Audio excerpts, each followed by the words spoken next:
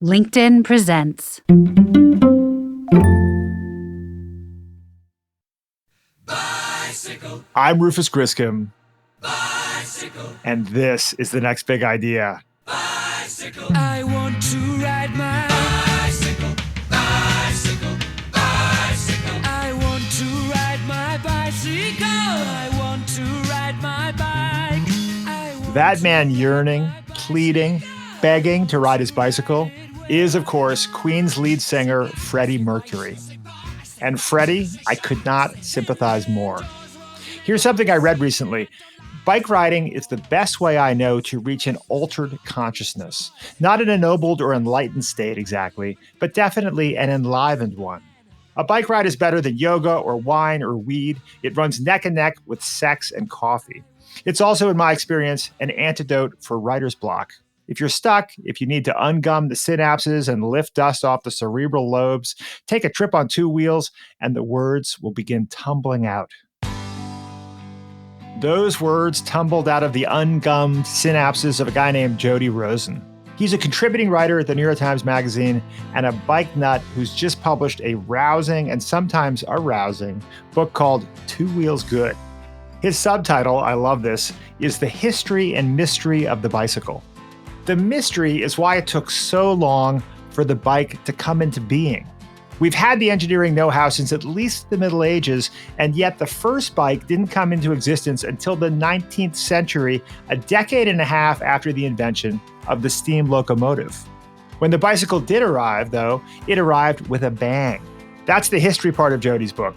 He takes readers on a rollicking ride through the two-wheeled revolution, revealing the surprising ways bicycles have shaped the world in which we live. It's easy to mistake the bike as a toy for a child, or a man in the throes of a midlife crisis. But throughout history, the bicycle has been a social leveler, a weapon of war, a sex object, and a vital cog in the global economy. I was shocked to learn from Jody that every day millions of bicycles move billions of pounds of goods and materials. There are more working cargo bikes in China than there are cargo trucks everywhere else in the world. The world runs on bicycles, and we need them now more than ever. We know that cars are the single greatest contributor to climate change. What if the way to reverse that trend isn't the Tesla, but the Schwinn? By the end of the decade, 60% of the world's population will be living in cities that are often loud, crowded, and overrun with cars. What if the bicycle, the paragon of 19th century ingenuity, could be the answer to the problems of modern urban transport? Last summer, I visited Amsterdam, and I was blown away by what a bicycle utopia it is.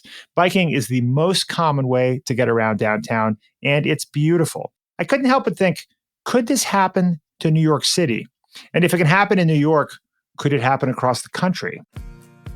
It may seem impossible, but consider this. 60 years ago, city planners in Copenhagen wanted to turn their 10th century Danish city into a 20th century American one.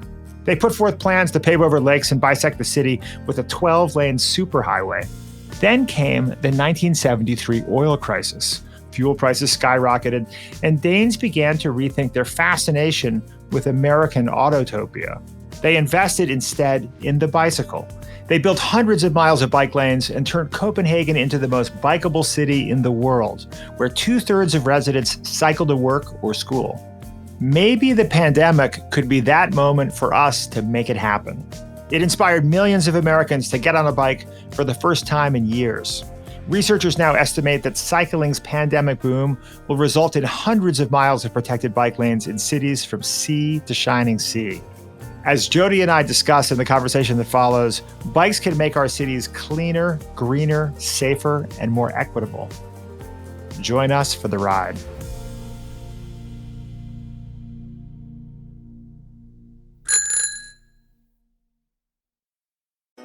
Hey, I'm Michael Kovnat, host of The Next Big Idea Daily.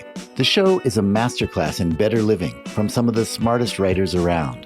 Every morning, Monday through Friday, we'll serve up a quick 10-minute lesson on how to strengthen your relationships, supercharge your creativity, boost your productivity, and more. Follow The Next Big Idea Daily wherever you get your podcasts.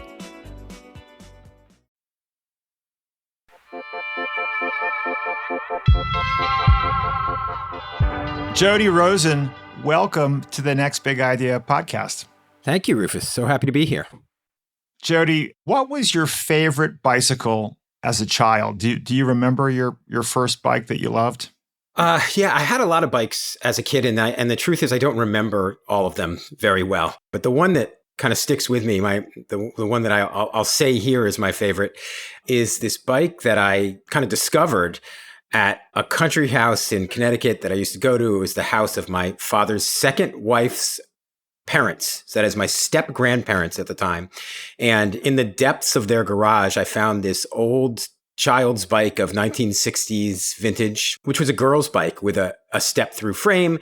And it had these kind of streamers that on the handlebars. I chopped those off. I had to get rid of the streamers because those struck me as undignified. But otherwise, this was just such a cool old bike. It was painted red. And I remember having the impression that I was riding on something that was very old and hadn't been ridden by anyone in some time, which made it especially cool. And that's a bike I would use when I would go up to Connecticut on some weekends and kind of tool around the roads that wound through the woods up there. And that's one that is very fondly recalled even to this day. Mine was a Schwinn Stingray with a banana seat. Mm. Also red, actually, right? Red was a good color for a bike. But I coveted the Rally Chopper, this 5-speed shifter in the top tube, and other kids had it. My parents said it was too expensive, and I just dreamed about that bike. It's funny that you wanted the Chopper because the Schwinn, like a Schwinn banana seat bike, is now, as you know, it's such a classic. That's the height of hipster fashion. You know what I mean? You see grown adults riding around on those things. Right. It is a classic. They brought it back. And I actually, in my preparations for this conversation, all these memories came flooding back. And I actually, last night, I ended up, couldn't get to sleep, but I was Googling on eBay and pulled up, I can get a Rally Chopper, the original with the shifter, but now they're like $1,200 for an old Oh man. bike. Yeah. But they're collector's items. But the smell of a bicycle shop, Jody, which of course is like the smell of new rubber tires, which it's a chemical smell really, but for me, it is just such a beautiful smell, and it brings back all the kind of childhood dreams and aspirations, for these beautiful bicycles. I associate that smell with repairs that I need done on my bike that I'm incapable of doing myself. And I'm talking about the most remedial sort of repairs, like literally like getting a new inner tube in the thing. I'm so the opposite of a gearhead. So I tend to duck into those shops when I need the most basic sort of work done. Weirdly, I've never exactly been a fetishist about bikes. Like I've never really coveted this make or model so very much. I mean, there's some bikes, when I see people who have like beautiful bespoke, like, I'm real into like, classic cruisers or roadsters, like Dutch style bikes. And when you see people who have like beautifully made bikes by some master craftsman, yeah, I can tell wow, that's a really nice bike. I'd like to ride that thing, but I've never been like, I think it's in part because I run through bikes so quickly, both by beating them up and because they're so, I don't know if this is me or it's just being in New York, but I don't know, they're so often stolen. Yeah, right. I've had to cultivate an attitude of, easy come, easy go when it comes to bicycles. I always have one or more than one, but I try not to get too attached to any individual bike for that reason. I don't know how what your luck has been like with stolen bikes. It's turned me to city bike. I've lost a lot of bikes off the streets of New York over the years.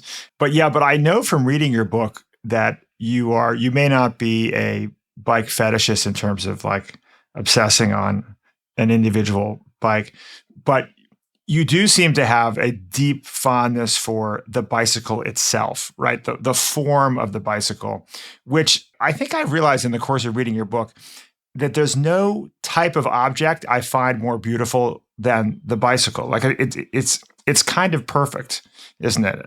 100%. The best way I can describe it is I don't feel good when I'm not on one most of the time, at least when I'm having to get anywhere, make any kind of commute, run any kind of errand. I don't feel quite myself when I'm not on two wheels and I'm having to move about town.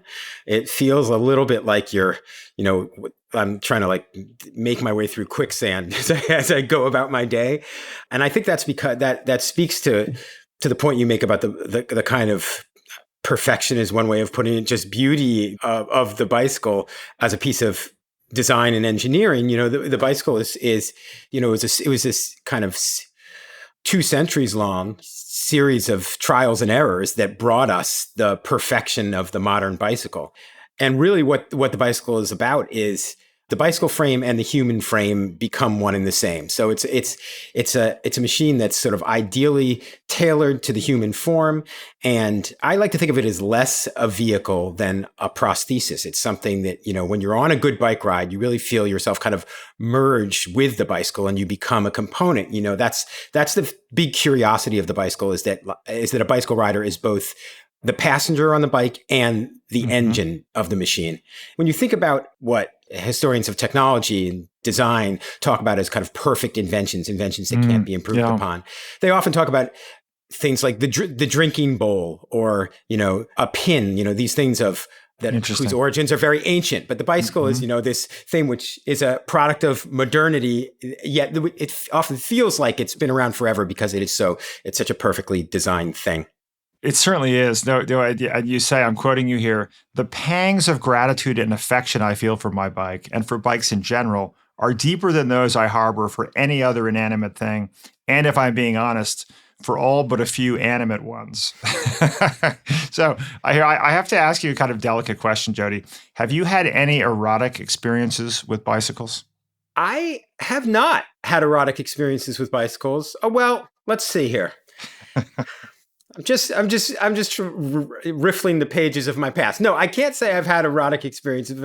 I mean, I guess it depends how you define erotic, right? Okay, let's say I like to think I'm very passionate about bikes. I think I love them deeply in the way that one loves, let's say, a child or a pet, like a dog. You know what I mean? As opposed to the way like, let's say I love my wife, but there is, as you may know if you've read my book, there is certainly a long history of discourse around bicycles and sex, and there's certainly a lot of people who've had a variety of erotic experiences involving bikes and have documented them in various ways, shall we say? Yeah, this chapter was quite extraordinary. Here I have another quote from you. You write, to ride a bike is to enter into an intimate relationship. You swing your thighs across the bicycle, you mount it, you pump the pedals, your body merges with the body of the bike. Together, you build up a steady rhythm. I won't go further. This is a family show. But it is, people have irrationally powerful connections with their bicycles quite clearly. I think I've been thinking in the last couple of weeks reading your book about why I get so much joy from bicycles. I think for me, there are a few reasons. One is just the efficiency of it, right? It's what coders would call an elegant solution to the problem of how to move humans around, right? And the simplicity of it is just sort of gorgeous. Then there's the visceral joy, right? It's silent, the motion, the breeze, the interaction with the neighborhood. You're moving just fast enough to have a lot of visual novelty, but not so fast as to not be able to connect with other humans, the light uptick in heart rate, blood flow to the brain, it just, I'm getting goosebumps right now. It just bicycles just make me really happy. I mean, you said it. For me, it's the efficiency, as you say. Okay, so on a bicycle, a human moves 4 times faster than he or she than they do on foot, while expending 5 times less energy. So hard to find a machine that's more efficient, right? Yep. And it just feels so good. It feels so damn good to be on a bike. It's an extremely rewarding experience in all ways. I mean, what you say about kind of interacting with the environment is crucial for me. I do most of my biking in the city, and it's definitely the best way to kind of imbibe the cityscape in particular. It's certainly true also if you get out in the country and you're riding down a country road, that's beautiful. But it's not just that amazing experience of, feeling the breeze passing over you and having your body out in the open air, which in and of itself is wonderful. But it is this thing of really kind of knowing the landscape. So as you say, you can move slow enough to sort of take in the panorama of the place, but you can move fast enough that if there's a traffic jam, you get to weave through the jam and get where you're going a little quicker. I think it moves at just the right pace, at least for navigating a kind of dense urban environment, which is the place I find myself most of the time. One of the things that occurred to me is that it may be the most perfect celebration of the wheel. We're talking about perfect objects. I had never thought of that, like a drinking bowl or a push pin. And the wheel is a perfect object. And really, I think there's no better celebration of the wheel. And maybe part of why we love wheels is that we love circles. There's a wonderful book called Joyful. I think you'd appreciate the subtitle, Jody. It's The Surprising Power of Ordinary Things to Create Extraordinary Happiness by Ingrid Fattel-Lee. We had her on the show, and she had this incredible riff on how we're attracted to round things. We find joy in round shapes, like all of the shapes of childhood are round. So hula hoops and balloons and balls and spinning tops and carousels and merry-go-rounds, all of childhood is round. And even like children themselves are round, right? They're like rounder versions of adults. Like, isn't that great? That's great. So, but there's something to that, right? I think it's part of the beauty of the form of the bike. She's absolutely right. And it's definitely true that, like the form of the circle is really celebrated in the bicycle. And in terms of the bicycle wheel, I think it's the way the spokes works on the bicycle wheel really make them wonders of engineering. They're really like a bicycle wheel can bear, I think it's some extraordinary number, like bear up to 900 times its own weight, simply because of the way the stresses are distributed via the spokes, the tangential spoking of a bicycle wheel. So there are circles, there are squares, and the bicycle is this kind of primeval sort of perfect form that strikes a balance between these geometric shapes in a wonderful way. I love the idea that children are round.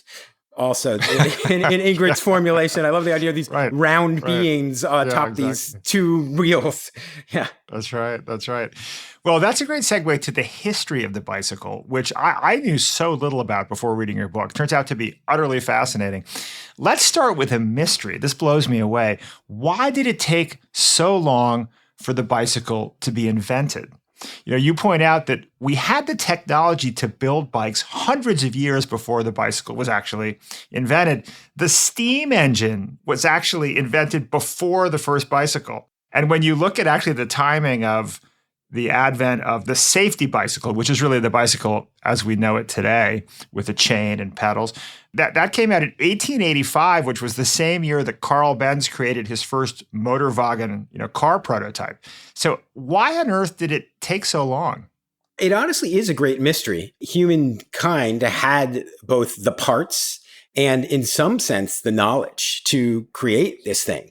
But it was a matter of kind of fate and fancy aligning to bring us the bicycle itself. And what really the crucial insight, or the kind of, I don't know if it's an insight so much as a almost like an accident, like an Archimedes eureka moment, was the idea to line up one wheel in front of the other, as opposed to putting them on either side of an axle.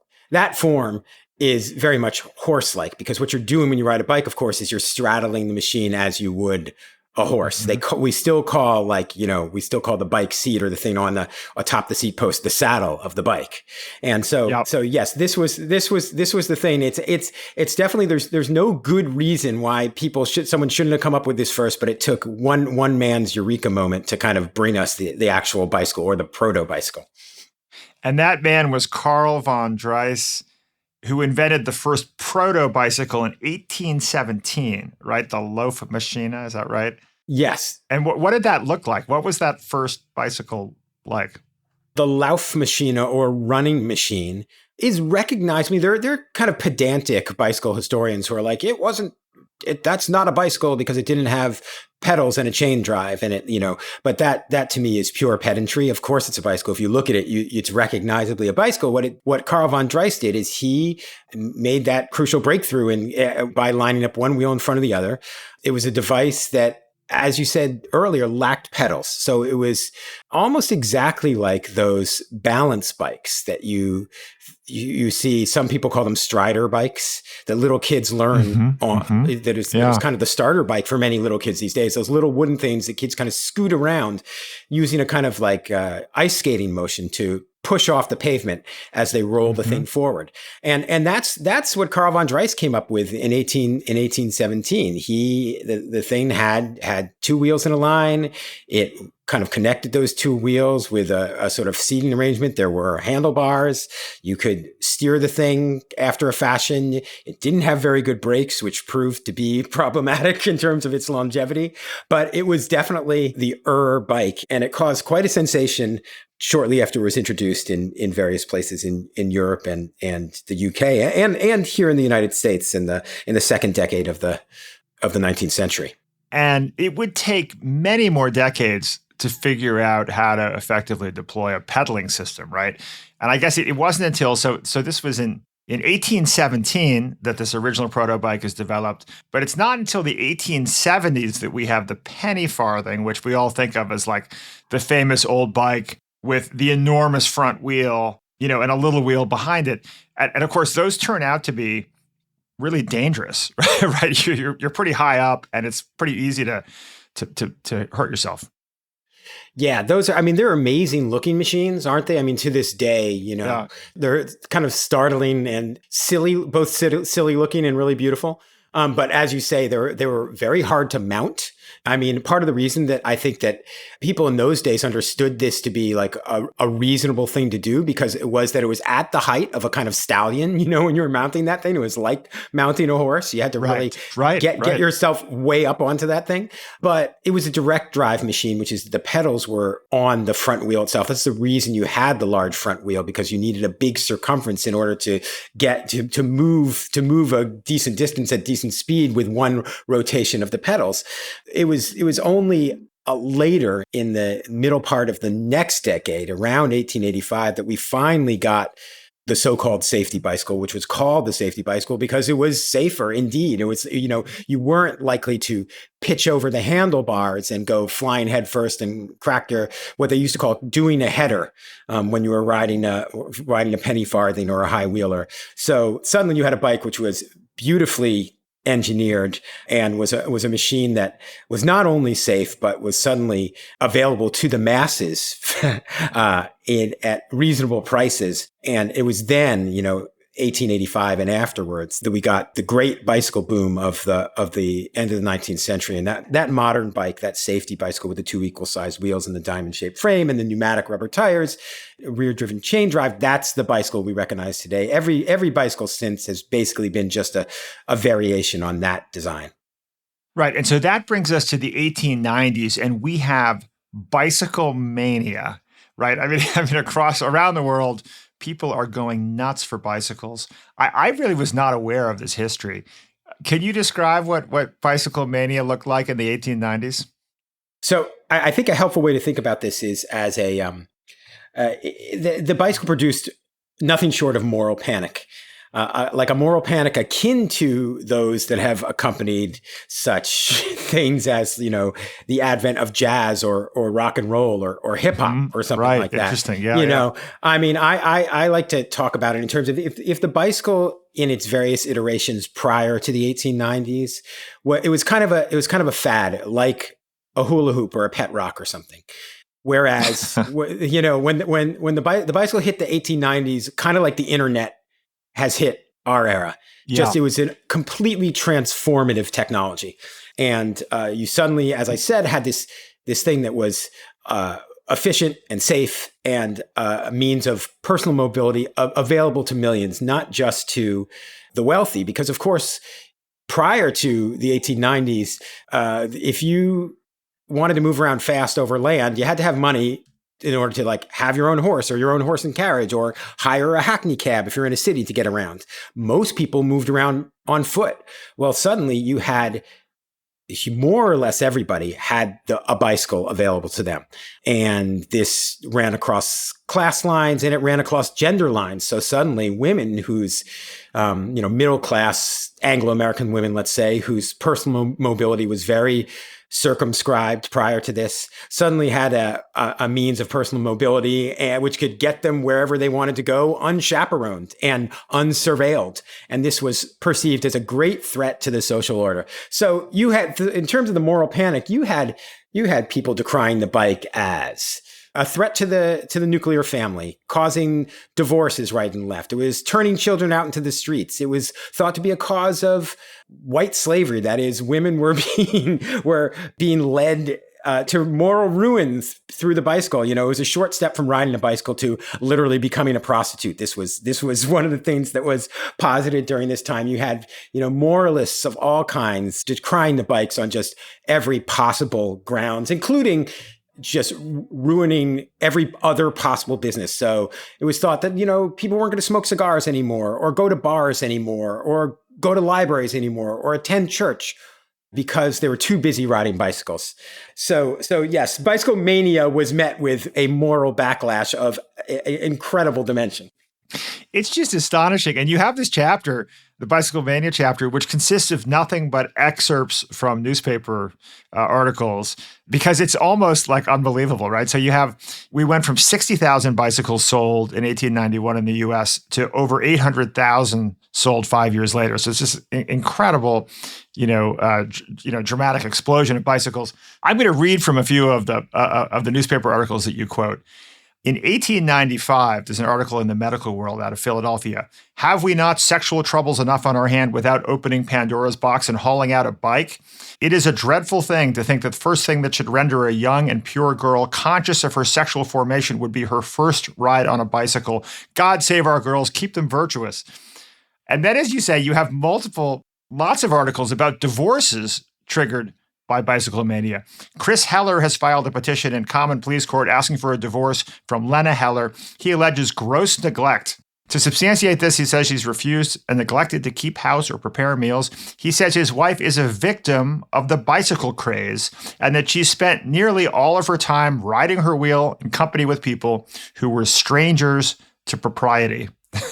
Incredible. It's this countercultural upheaval, right? I mean, it's kind of extraordinary. The funny thing is that it was such an intense period of bicycle mania, but it was so relatively short-lived. I mean, it hit the US, the UK, and Western Europe especially hard. In Europe and the UK, it kind of persisted, or that is, bicycles became really integrated into everyday life in a way that lasted for some decades. But here in the US, you very quickly had the rise of the automobile. You get the Ford's Model A. Shortly after the turn of the century. And then bicycles are very quickly marginalized. So this period is really a short-lived but intense period of bicycle hysteria.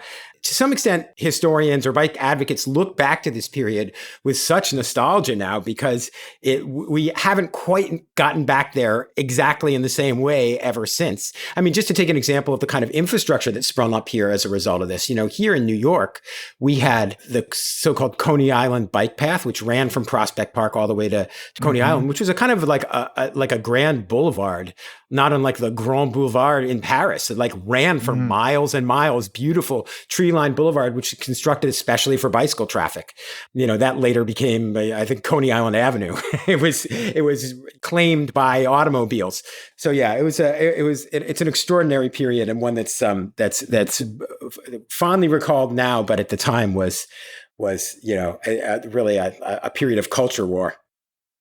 And there was a huge movement to build more roads. There was a perception that, hey, this is the people's nag, the people's horse. This is democratizing transportation. It's liberating women. This is an opportunity to build a better world. And there was a big movement to build a new road system for bikes, right? But then you go on to say that bicycle advocates ended up literally paving the way for the rise of the automobile, right? Because some of those efforts to build new road systems ended up being kind of usurped by the rise of the car, in the early, first decade or two of the 20th century. Yeah, absolutely. I mean, if there's something which is now forgotten, but a super important political crusade of the 1890s, known as the Good Roads movement, and this was so powerful at the time that in the presidential election of 1896, that the two candidates competed to kind of win the endorsement of the so-called bicycle bloc, because cycling activists and advocates were considered such an important voting bloc. So yeah, and those advocates for the so-called good roads, what they're really trying to do is get smoothly paved roadways constructed across the United States, particularly in the countryside, because roads in the cities were, it ranged from good to pretty bad, but in rural America, it was really like, rutted paths and lots of mud. And it was kind of impossible terrain for anyone to navigate on sure. 2 wheels or 4 wheels. And so it was actually a very successful effort. But shortly after the turn of the 20th century, again, we have the rise of the automotive age. And so the successful work of these bicycle activists in the 1890s to compel this system of, roadways being constructed across the country, connecting the cities to the countryside, that leads directly to the construction of the interstate highway system and all these aspects of American culture that we associate with automobiles, with car culture, the interstate highway system, but also, suburban sprawl, strip malls, et cetera. We think of those as, the car did that to the United States. But if you trace it back to its roots, this began with the work of bicycle advocates. So the relationship between automobiles and cars is actually much closer than most people know, certainly much closer than many bicycle activists recognize today. Wow. Yeah. This makes me think of a kind of thought experiment, which is what would have happened if the bicycle had been invented a century or two earlier, right? I mean, it's an interesting kind of alternative possible history, because you think, it's remarkable when you look back at like Da Vinci's drawings, right? He had all these extraordinary drawings of helicopters and machine guns and, intricate gearing systems. And like it's all, you kind of, you look through them and you think the bicycle is just right there next to you, right? We had the first, clocks, incredibly sophisticated clock gearing systems, right? Built in the 14th century, right?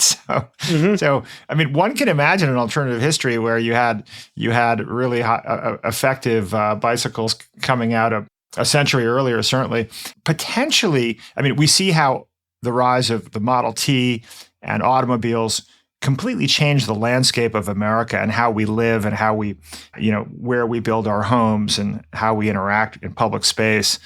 I mean, just as this bicycle revolution was emerging in the 1890s, it was just only moments before the Model T would just completely run over the bicycle effectively as a way of moving humans around. Yeah, no, it's funny. You say, it's an interesting thought experiment, but it's such a strain in bicycle history and historiography, because people have imagined that alternative history quite a bit. But it's funny you point to Da Vinci, because there was a famous hoax that was propagated in the early 1970s, where there was the supposed discovery in Leonardo's notebooks of a sketch of a very suspiciously modern-looking bicycle in his notebooks. And of course, this was Da Vinci, for all his genius, did not come up with the bicycle in the Renaissance, but actually it seems like a mischievous monk who had access to these papers sketched it in there sometime in the 1960s. It was discovered in the 70s, and no less a source than the New York Times not only reported this news, but the Times also in that same article said, it's well known that there are bas-reliefs that date back to ancient Egypt and ancient Rome depicting bicycles, which of course is nonsense. There are no such thing. But there again, we have the paper of record them itself, saying, we had ancient bikes, because I think people just can't wrap their head around the fact that this thing came so late. But just to hold on this for one last second, which is, it's something I've never thought about. I wonder what would have happened had we had a bicycle, a 17th century bicycle, and how things would have, if the bicycle would have had like a different fate if it had been with us longer before we, had the technology to build something like a steam engine or certainly an automobile.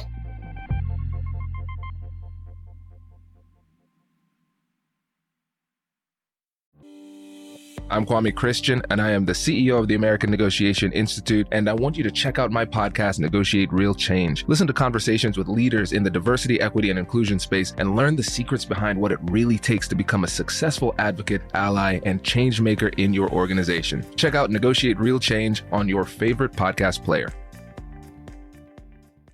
Hey folks, Rufus here. If you're a fan of our interviews with physicians, scientists, or entrepreneurs, then I have the perfect podcast recommendation for you, Raising Health. Previously called BioEats World, Raising Health comes from leading venture capital firm Andreessen Horowitz, A16Z. Each episode, Raising Health dives deep into the heart of healthcare, biotech, and AI with A16Z general partners. Along the way, they explore the real challenges and opportunities in health and biotech entrepreneurship. Not to mention, you'll hear raw insights and actionable advice from notable guests like Omada CEO and co-founder Sean Duffy, and AI expert and In-Sitro CEO Daphne Kohler. Don't miss out. Follow Raising Health wherever you get your podcasts.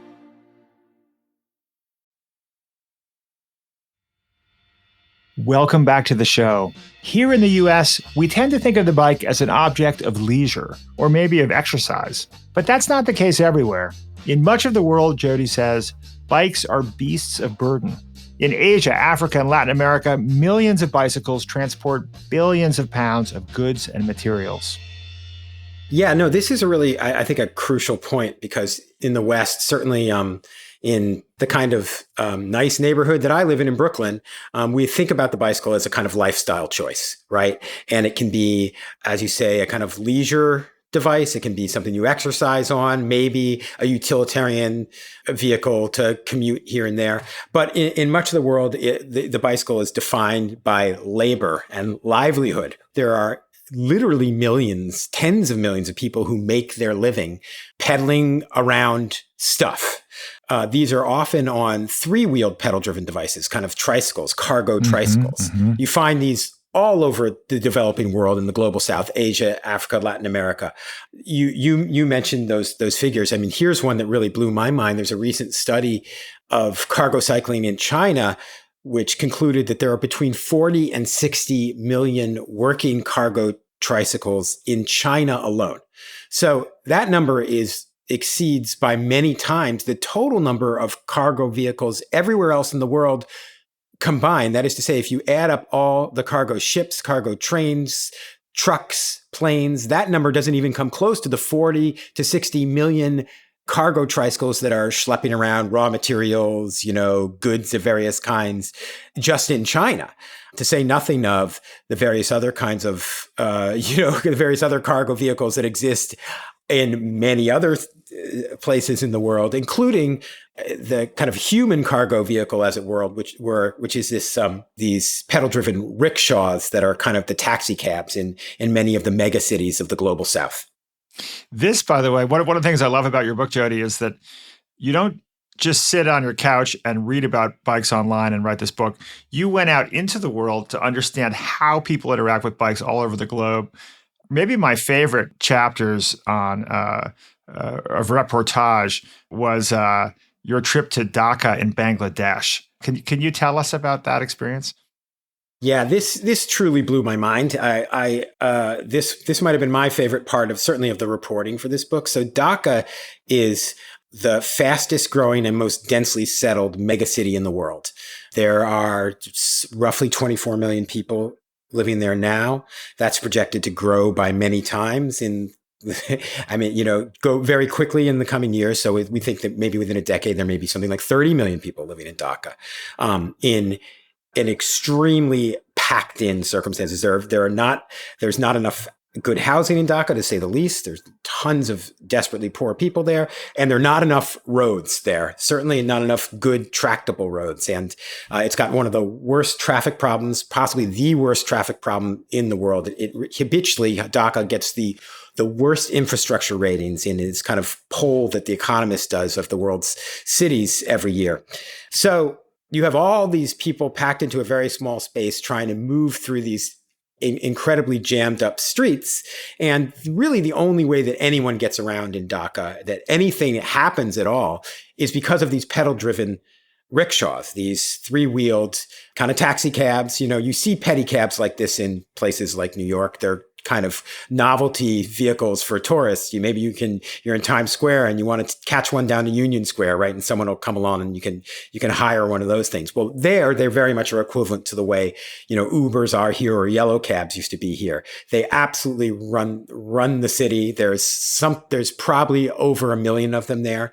The guys whose job it is to pedal these things around are known as rickshaw pullers or rickshawallas.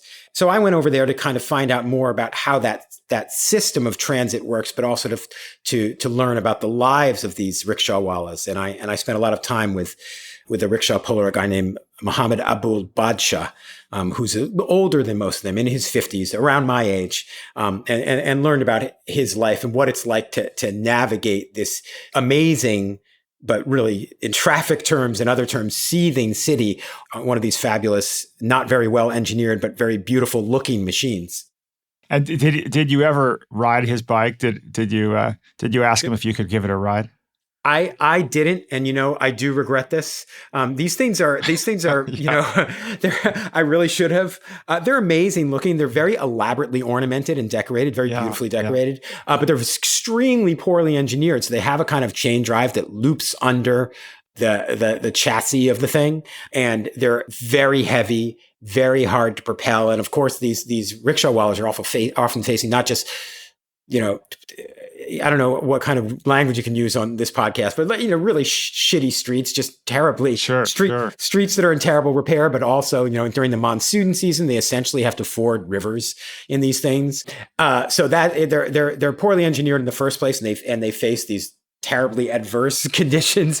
But I would have liked to have tried riding one of these things. Strangely enough, I ran into one here in Brooklyn on the Brooklyn waterfront, like right near Pier 5 in Brooklyn. Oh, wow. Just a few weeks ago, I was biking along, leaving soccer practice with one of my kids, my younger son, and this thing appeared to me like an apparition in the distance. I thought I was hallucinating.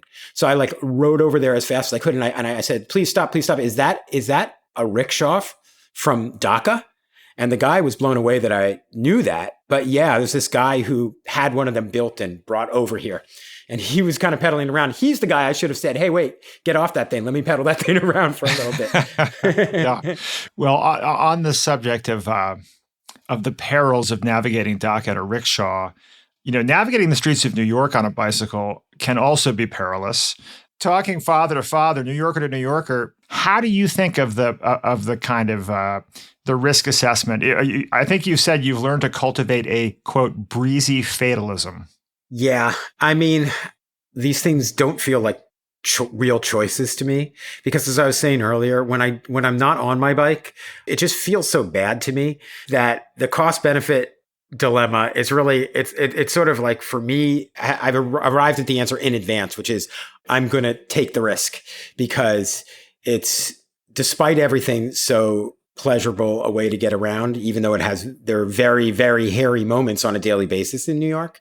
But also it's just every other mode of transportation feels like a punishment to me, whether I'm in a taxi or the subway or anything else. So, walking is great. Okay. But again, it ain't like riding your bike. That said, it's stressful, and I don't know if you've experienced this. Like I too was riding my bike in the 80s and 90s in New York, and back when there was far less bike infrastructure even than the relatively speaking measly bike infrastructure we have now. But it feels more dangerous now than it did then somehow, and I don't know if that's because I'm more fearful because I'm older and I have, children and maybe I fear death more or I feel less invincible as one does as one ages. Or if it's because there are simply more cars on the road and it's an even more kind of competitive is not even the word. It's a more menacing environment. It's more dangerous. I was fascinated by your line in the book. You say danger is a sensory intensifier, supercharging the scenery, making everything appear volatile and alive. It is a little bit of the experience of, of the adrenaline, right? You have to be you have to be aware, you have to be alert. But obviously, all bicycle enthusiasts like ourselves are trying to create a world in which it's not frightening. But how do we create that less frightening future? Jody shares his vision right after the break.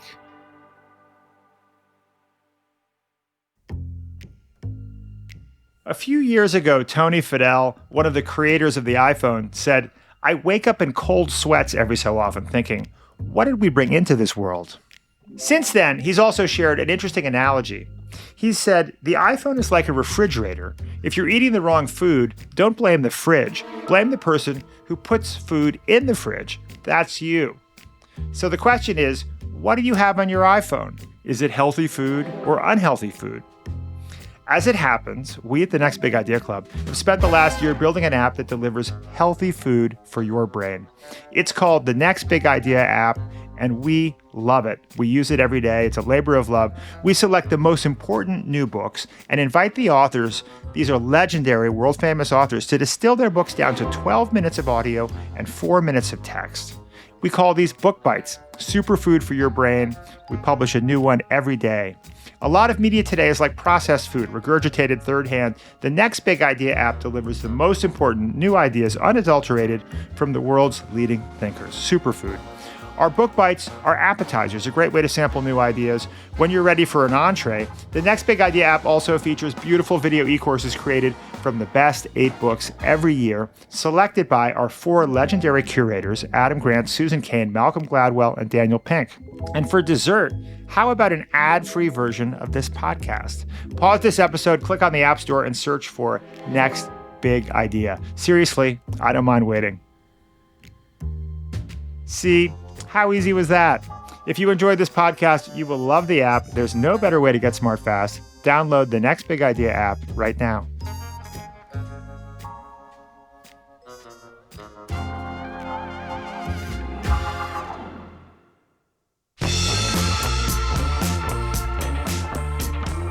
Remember the Segway, the self-balancing people mover? It was heralded as a revolution in human mobility. John Doerr, the legendary venture capitalist, predicted it would achieve $1 billion in revenue faster than any product in history. Steve Jobs said it would be bigger than the personal computer, but they were too heavy to lift. Classic case of over-engineering. A bicycle, perhaps with a little electric assist, was hiding in plain sight as the solution. So I asked Jody, could e-bikes be the future? I resisted even taking a trip on an e-bike until I was in Austin, not all that long ago. And there they have a very modest, to put it nicely, bike share system. And I grabbed an e-bike one day and, pedal assist and gave it a spin. And wow, it blew my mind. I definitely think that e-bikes are the future, along with regular old bikes and scooters and every other possible mode of alternative trends and everything that's not a 4-wheel car or truck motor vehicle, game on. But I definitely think that in terms of the bicycle, like what the e-bike represents the most potentially transformative, like the biggest development in the kind of lineage of the bicycle since the advent of the safety in 1885. We're looking at something that I feel like, before too long, matter of decades, there will be more e-bikes than there are regular old bikes. And that's probably a good thing in terms of like, kind of the future of cities, for sure. Let's talk specifically about New York City, right? It's where you and I both live in New York. We've been biking in New York for decades, and I'm sure we both have an investment in imagining what it might look like. I've been a bit lucky to be on the west side of Lower Manhattan, and that bike path has been transformative for me. So I basically go up and down the West Side Highway bike path, And I've learned to hew to the bike paths. I love this elegant solution of actually having cars parked between the bike lanes Yes. and the moving traffic. Like that's a classic, elegant solution to a problem. So I'm actually finding my bicycle movements around New York to be more convenient and probably a little bit safer because I've been able to stay largely on those paths. But when you look at the data, right, I think there's been a huge increase in bicycle usage in New York, over 500,000 bike trips per day, I believe now in New York. I think the average city bike is used something like 7 times a day last time I checked. And I think almost overnight when the Hudson River bike system was introduced along the West Side Highway and now a lot of the East Side as well, it became the most trafficked bike path in the country. So there's progress, but there's still a long way to go. What do you see as the future? I mean, there's potential here for Copenhagen on a larger scale. We have 10x the population of Copenhagen. It's a flat city. It's dense. We should be able to bike everywhere, right? With the right infrastructure. 100%. It's really a matter of political will. I mean, I think ideally, if we want a Copenhagen-like environment, you have very little parking in the city altogether. And that's what's going to take political will. The smart people whose work I've looked at say the way to make cities healthier, saner, more habitable places is to have a lot more bikes and other alternative transportations and a lot fewer cars, full stop. And how do you do that? You make it incredibly inconvenient to have a passenger car in the city. If you get rid of parking altogether in these places, suddenly the situation becomes a lot better. That's what they've done in lots of places in Northern Europe, in Oslo, for instance.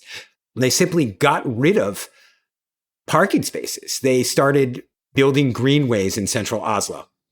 You didn't have to say cars are banned, which is going to be a very politically controversial, to say the least, proposal to get passed.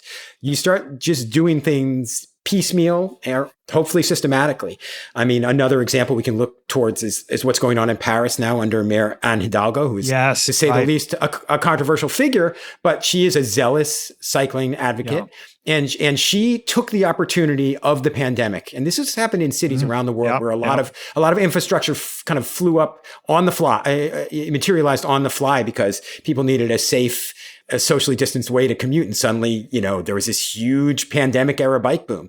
Well, this kind of smart policymakers and municipal leaders around the world threw up temporary bike lanes and then made them permanent. And that Anne Hidalgo is basically saying we are banning cars, through traffic by motor vehicles in a lot of the central arrondissement in Paris, which is like, yes, it's controversial, but people over there are discovering, wow, it's pretty nice here with many fewer cars and a lot more bikes. Now, of course, there are tons of issues that arise around this, including issues of class and race and related issues. So bicycle advocates need to do is do a lot better job around those issues, because we don't want to make these cities that are like, just cities for rich people with bikes. And they don't have to be that way, but there needs to be, on the contrary, I think it's actually, and I'm sorry to ramble on here, but for instance, studies show that like the biggest victims of unsafe streets by far are, for instance, in New York and cities in the United States, are people of color.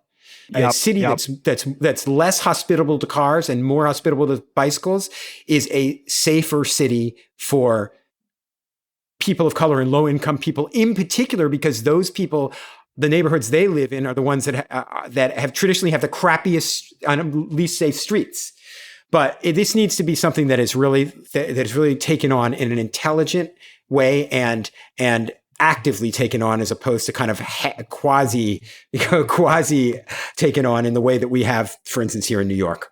The democratization of human movement, which the bicycle offered in the 1890s, right? This vision that everyone, irrespective of background, irrespective of income, of ethnicity, of gender, could get around in a more efficient and beautiful way. That's still something that we're fighting for.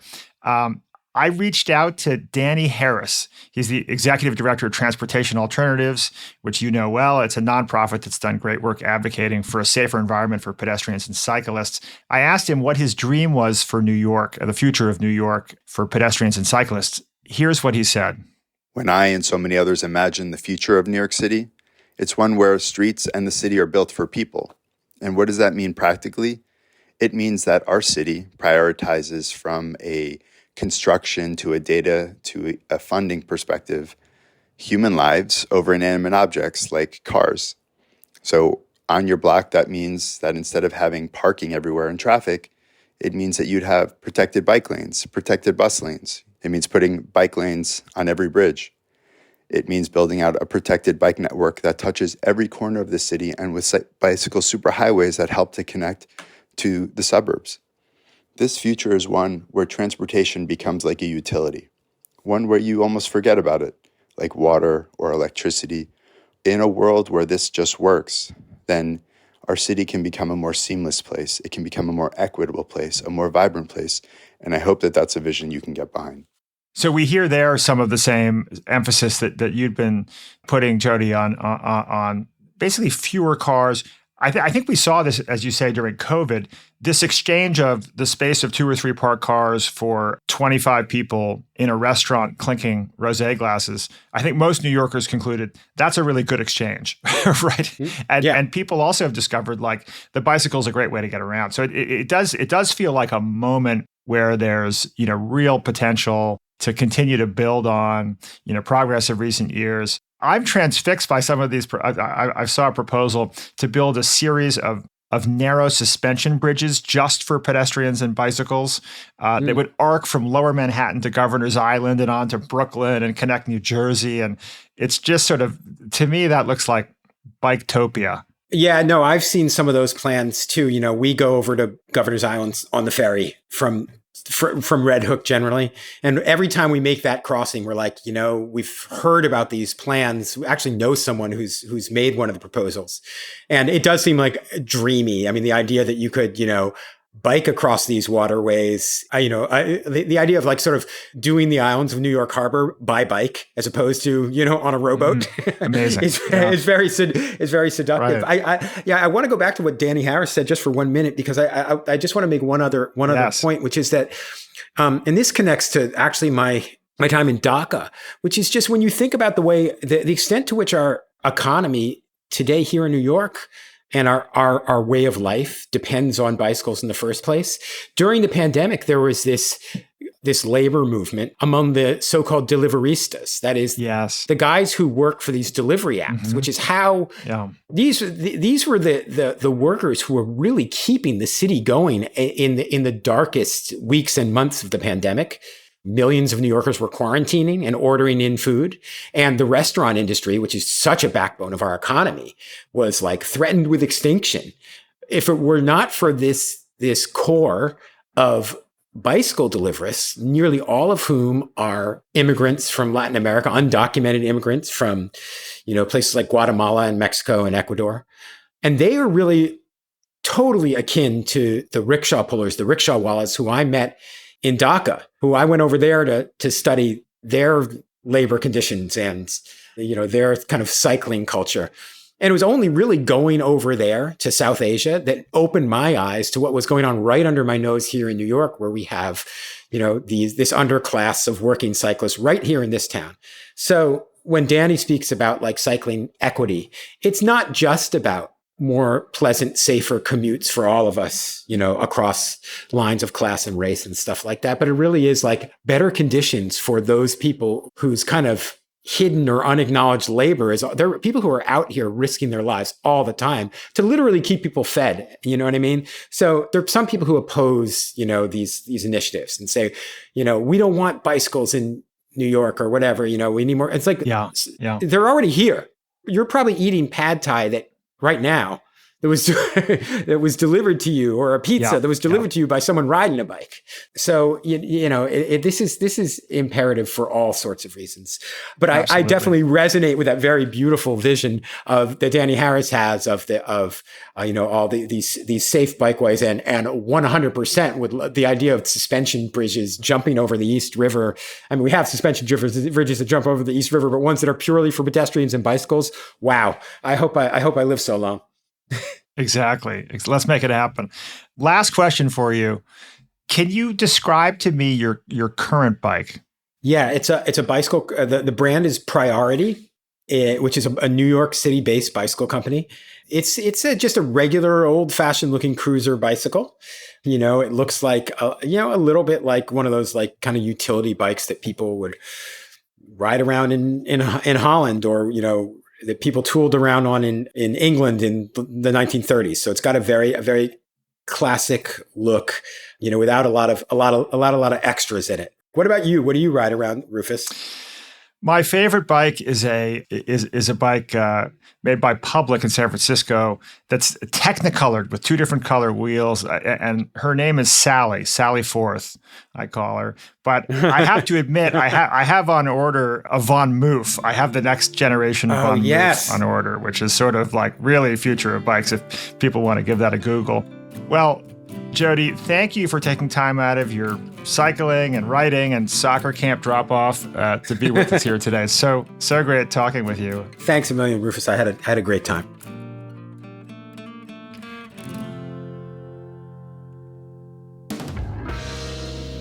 That was Jody Rosen, author of Two Wheels Good. You can buy a copy wherever books are sold. If you like today's episode, there are quite a few others I think you'll enjoy. Check out our curator Adam Grant's conversation with Ingrid Fattel-Lee, who you heard from in this episode, about her book, Joyful. You might also enjoy my conversation with avid cyclist Tom Vanderbilt about his book, Beginners, The Joy and Transformative Power of Lifelong Learning. And if you're looking for inspiration on how we can build a better world, you might want to listen to our episode with Yancey Strickler about his book, This Could Be Our Future, a manifesto for a more generous world.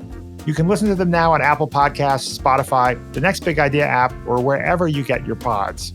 You'll find links in the show notes. You will also find links to Transportation Alternatives, the nonprofit I mentioned, and a plan to build suspension bridge ribbons just wide enough for bikes and pedestrians linking Manhattan, Queens, Brooklyn, and New Jersey. I find this wildly inspiring. If you need a little more Next Big Idea in your life, follow me, Rufus Griscom, on LinkedIn, and subscribe to my newsletter where I invite listeners like you to join me in conversation about each week's episode. Our show today was written and produced by Caleb Bissinger. Our executive producer is Michael Kovnat. Sound design by Mike Toda. The team at LinkedIn is our pedal assist. I'm Rufus Griscom. See you next week.